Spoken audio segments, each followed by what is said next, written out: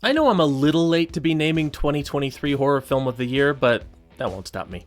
When Evil Lurks is the most unapologetically, unrelentingly bleak and f***ed up film I have ever seen. And I love it. I can only imagine as a horror hound you're thinking, really? What about Saw, Hostel, Martyrs? Is it really worse than Martyrs? Yes. Yes, it is. There's a phrase I use a lot on this channel, and it's one scene in particular. Usually it's when I'm describing something that really got under my skin, startled me or what have you, because I've been watching horror for a long time and I'm jaded. So when there is a really standout scene, I tend to fixate on it. This movie does have a standout scene for me, but it stands out among 90 minutes of standout messed up horror. The unflinching portrayal of everything is surreal. There are no artful cutaways, no implied violence, no ambiguity in the story it sets out to tell. This film sits you down and violently rubs grotesquerie into your eyes until you either admit that you like it or turn it the hell off. I mentioned Saw, Hostel, and Martyrs earlier, 3 films which fall under the colloquial genre murder when Evil Lurks is not murder.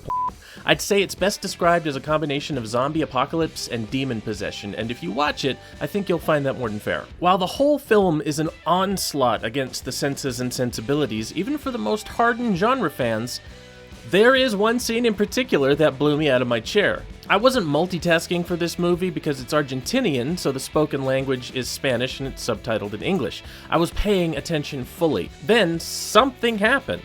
It was so fast and so taboo and shocking, I had to rewind twice just to soak it in fully. Then it got worse. Now you may think from what I've said about this movie that it's trying to be edgy, trying to get those headlines about people walking out of the theater or throwing up, so people like me want to see it even more.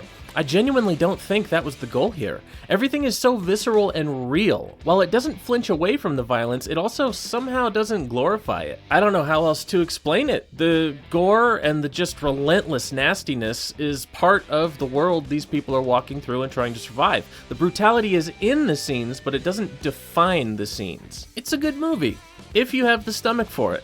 I'm Smokey Lyle, this is Horror and Cats, and I swear I'm not a psychopath. I hope you enjoyed this, and I'll see you next time.